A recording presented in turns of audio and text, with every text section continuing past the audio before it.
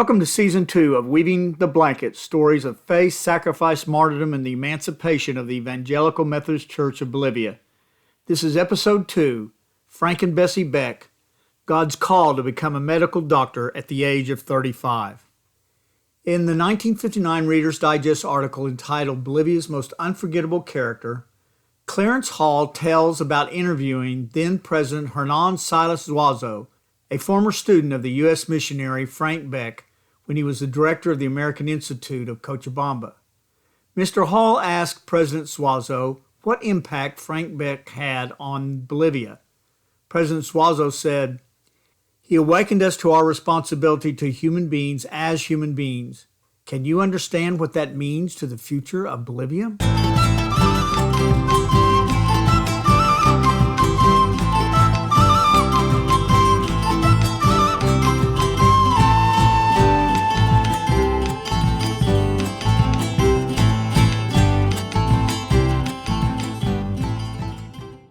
I am Reverend David Stevenson.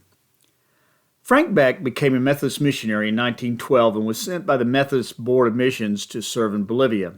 It was a 3-week voyage from New York City around the Strait of Magellan and back up to Peru. This was followed by a 2-day train ride and an 8-day trip in a mule-drawn cart or buggy up over the mountain pass at 14,000 feet. And finally, he boarded a steamer which crossed Lake Titicaca, taking him across the border into Bolivia. Then they traveled by buggy from the lake to La Paz. A year later, Bessie, his fiancée, whom he had met at Dakota Wesleyan University, traveled by herself to Peru. Frank met her in Peru and immediately married her that day before they continued to Bolivia, since it was improper for them to travel together without being married. This trip, traveling through the poor indigenous villages of the Aymara in Peru and Bolivia, gave Frank and Bessie their first look at the hacienda patron form of slavery of the indigenous and the extreme poverty it imposed upon the indigenous people. The Becks learned how the hacienda system meant that the indigenous peones worked the land which was owned not by them, but by the local patron, and they saw the poor health with no modern medical care available to them. These images had a profound effect on Bessie, and Frank also was impacted, although he had become perhaps somewhat desensitized from them because he had been living in Bolivia for a year before Bessie arrived. Frank had been assigned to be the director of the new American Institute in Cochabamba. The indigenous people in this area are the Quechua Inca peoples who used to have an empire which ruled most of South America. However, their fate in the life of the hacienda patron peon form of slavery was no better than that of the Aymara, and in some ways were worse since so many Quechua died at Cerro Rico. The American Institute in Cochabamba, like the American Institute in La Paz, was designed to educate the children of the wealthy elite patrons who were, quote, pure blood Hispanics, unquote, and descendants of the conquistadors in the area. As I've said earlier, the term used for them is criollo. The American Institute in Cochabamba also became a great school, second only to the American Institute in La Paz. Frank organized a Boy Scout troop at the school, and one day Frank decided to join the boys in a 2-week horseback expedition into the countryside, and he decided to invite Bessie to join him. As you will see, this was all a part of God slowly preparing Frank and Bessie to make a monumental change in their lives and their work. During the trip, the Scouts and the Becks slept in adobe, smoke-filled, dirt-floored huts of the indigenous people, and they saw how the majority of Bolivians lived. It shocked them. After a year in Cochabamba, the Board of Missions transferred the Becks to Buenos Aires, Argentina, to start a similar school there. Life was much easier in this large and metropolitan capital. Frank and Bessie quickly built the school up, and it became Ward College. In 1917, right in the middle of World War I, the Becks were prepared to take their first well-deserved furlough.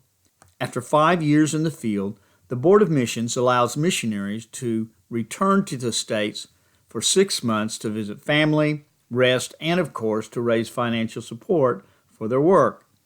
The Becks were excited to see their parents and their siblings. However, just before they left Argentina, they received a telegram from Cochabamba. Frank's successor at the American Institute had suddenly quit. Would they be willing to postpone their furlough and come back to Cochabamba? They really wanted to go home. So much had changed in their families' lives. However, they heard the clear voice of God and the unmistakable call to pick up their cross.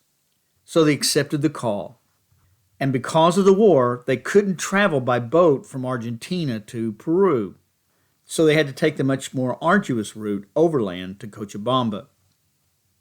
Along this trip, God once again continued the preparation of Frank by having Frank see the poverty and terrible health of the indigenous. What he didn't realize was that he would meet God walking along the road just as assuredly as those disciples who encountered Jesus along the road to Emmaus. And he too did not recognize Jesus. During a rest stop in the mountains, what appeared to be a local indigenous man came walking down the road, and Frank and this man began a conversation. After a few minutes, Frank finally asked the man a question that had been nagging him since he first came to South America. Here's how Natalie Barber described it in her book, Dr. and Mr. Fix-It, The Story of Frank and Bessie Beck. Quote, "What do you do when someone gets sick so far from any city?" Frank asked him. "What do we do?" he shrugged. "Why, just as we have always done. If we're sick enough, we die. That's it." Frank never forgot the feeling of helplessness that crept over him as the Indian spoke those words. What hope in life did they have? End quote. Looking back on this encounter, Frank was convinced that God himself was calling him into the medical ministry. But Frank wasn't ready to say yes to God just yet. Because of the lack of financial support from U.S. Methodist Church, the teachers and administrators at the American Institute in Cochabamba not only taught, but they also did groundskeeping, mowing, and janitor work on the buildings. Now remember that the American Institute, especially in Cochabamba, were only for the Criollo elite in the area. So the idea that their teachers were doing manual labor caused a scandal which reached the Cochabamba newspaper. One newspaper article said, quote, "What kind of people are teaching our youth? They do menial labor. Were they servants back in the United States and now come here disguised as teachers?" End quote. This gives you an idea of the mentality of the Criollo elite parents of the students being taught at the American Institute. Well, about this time, I believe that God decided it was time to push Frank some more. His work with educating the children of the Criollo elite at the American Institute and at Ward College in Argentina had been meaningful. But God had something much more out of the box and much more important for him to do. But Frank continued to resist the crazy idea that God was calling him to do. So then God whacked Frank right upside the head. Bessie was pregnant with their second child. She was planning on going to La Paz or Buenos Aires, where there was plenty of modern Western medical care, to have the baby. However, Bessie went into labor a full month before her due date, and they were still in Cochabamba. Frank frantically searched for one of the few doctors there were in Cochabamba, but they were all out of town. Frank finally did manage to find a trusted midwife, and their second child was born without any complications. But the experience of looking for a doctor and unable to find one, not even in the big city of Cochabamba, and as a wealthy North American, shook Frank to his core. This time, Frank clearly heard God's call and responded. Frank told Bessie the next day, "Bessie, there is a lack of medical care here even for those who can pay. Bolivia needs doctors desperately. I've always had an urge to be a doctor." Bessie laughed. "Don't be silly, Frank." They knew that God had called him to Bolivia and had followed him, but they couldn't believe or imagine the huge commitment God was calling them to now. Finally, in 1918, after being in the field for 7 years, Frank and Bessie took their furlough, and while at home in the States, Frank and Bessie were constantly asked if they were planning on returning to Bolivia. They always responded, "Why, of course. We feel that we are needed there." But his brother said to him, "But Frank, think about the children, won't you? Your obligations are to them now." His other brother pointed out that Frank had enough money saved up to buy land near the family. After all, you work down there most of your time without a salary. Now you deserve to have something better. His sister chimed in. "But no matter what you and Bessie decide, the children must not grow up so far away from home. One of us will take care of the children." I believe the God of prosperity, the God of mammon, was calling them, tempting them to not return to Bolivia and staying in the United States. If they stayed, their lives would be so much better. More money, their own land to cultivate, good education for the children, and be close to the family. Bessie was close to tears. What should they do? Frank's aunt stepped in. "Leave them alone," she said. "Let them do what they think is right." The question never came up again, and in late 1918, the entire Beck family returned to Bolivia, and this time Frank became the director of the American Institute in La Paz. When they got to La Paz, things were sweet. He was the director of the most prestigious school in all of Bolivia. He taught the children and rubbed shoulders with the political and economic elite of Bolivia. Most importantly, he was impacting the lives of young men who would become the leaders of the government and economy in the near future. To bring these young men and the spiritual moral values of Christianity was critical in Bolivia's future. But after giving the Becks a 5-year easy ride with time to raise their children and have adequate and secure salary and a pleasant life in La Paz, God decided it was time for the Becks to move on to a much greater task and to take the risks that came with it. In 1920, the Mission Board purchased some land adjacent to the American Institute in order to build a hospital. They then sent a missionary doctor to develop and serve the hospital. But first he had to get a license from the Bolivian government to serve as a foreign doctor. After an entire year of trying and being completely unable to navigate the confusing bureaucracy and perhaps the behind-the-scenes resistance by the Roman Catholic Church, he could not get a license. The doctor threw up his hands and went back to the United States in complete frustration. Once again, Frank heard God calling him. Things were running so smoothly at the American Institute, he was sure that some other missionary could easily keep it running like a clock.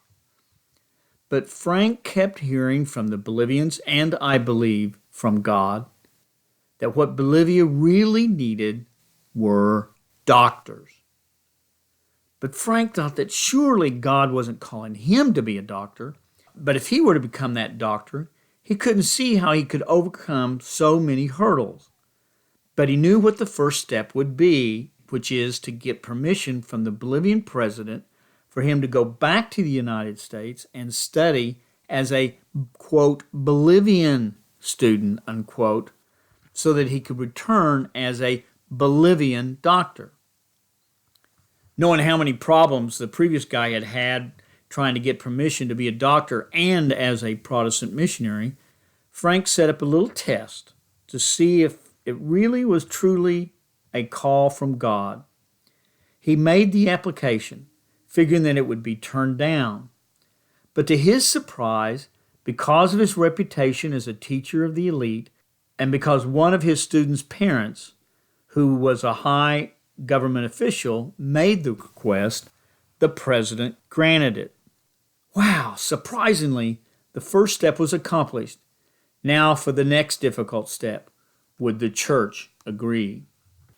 Bypassing the normal protocol of working his way up the church's bureaucratic ladder, Frank communicated directly with Bishop Oldham, the head of the Board of Missions for the Methodist Church in New York, about his plan. The bishop replied, quote, "If you think you can do it, go do it, my boy," end quote. And the third step followed. Since he already had Bishop Oldham's support, the Methodist Board of Missions approved the plan. But many more hurdles lay ahead. First, his degree in college was in business. There were many courses needed to enter medical school that he had never taken. And then, how could he pay for medical school? How would he get a living expenses for his family while he's in school? And by the way, he was already in his early 30s. Was he up to the kind of rigorous academic schedule and only to become a doctor at the age of 40? But by now, Frank and Bessie were all in. They had seen God open the doors, and they didn't walk, they charged through those doors. For the next few years in La Paz, Frank ran the most prestigious school in the country and was a student at a Bolivian university picking courses needed for medicine. By 1923, in the time for their second furlough, Frank had finished all the courses he needed to enter medical school except for a few that he could pick up in summer school in the States. Frank could hardly wait to begin his furlough. At the age of 35, Frank was accepted at the School of Medicine at Northwestern University in Chicago. Frank received a small salary for the first year of his furlough, but after that, it would stop. Beck was 10 to 15 years older than the other medical students and less prepared academically. He had to work twice as hard to catch up, and one professor in his first year said he was, quote, too damn old to be a doctor, unquote. During the end of the first year, Frank, exhausted, frustrated, pressured, turned to Bessie and said, am I crazy? How can I think of starting a new career at my age and medicine of all things? End quote. Bessie, also under great stress, responded, but you decided that you could do more good in Bolivia as a doctor. That's all. We'll put the rest of it in God's hands. But suppose we just think it's God's will. Then Bessie said, we will meet obstacle after obstacle until we realize we're on the wrong road. I think somehow we will know if we're doing the right thing or not. They needed to find a place to live. They needed an income to live on. They found an apartment for free if Bessie would enroll in school, which she did, studying religious education. But then the stock market took a dive, and the Becks lost all of their $1,500 in savings. So Bessie decided to teach Spanish in Evanston and be the apartment manager where they lived. She also got a part-time job as a secretary at the school. The Becks finally got a small loan from the Board of Missions to struggle through. For the next 4 years, Bessie was, all at the same time, a landlady, a secretary, a school teacher, a university student, a wife, and the mother of 3, all at the same time. After this incredibly intense 5-year furlough, Frank had completed his medical school and his internship at a hospital in Indianapolis. Bessie had a master's degree in religious education and only needed to finish her thesis in Bolivia to receive her doctorate. And in late 1927, they once again loaded up the family and went back to Bolivia.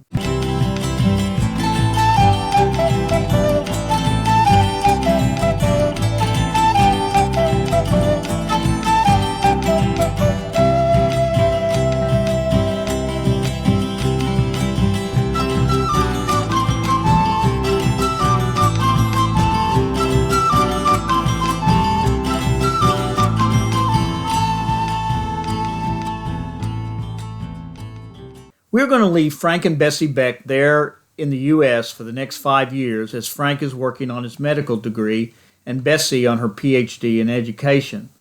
They will be coming back into our story in a powerful way in the future. Next week, we will learn about another U.S. missionary, Virginia Whitehead, who was also struggling with God's call in La Paz at the same time as Frank Beck. God was calling, in fact, forcing her to work with the indigenous in the outskirts of La Paz. She did not want to work with the indigenous. But once she began, they transformed her, and she supported the creation of the first and most important Aymara Methodist church in Bolivia, the Los Andes Church, later renamed La Redentor. If you would like to see some of the documents for this episode, go to the website at www.weavingtheblanket.com and click on this episode. And if you are into binge listening podcasts or binge watching videos, you can go to the website and get links to the other 8 or so episodes of Season 2. See you next week.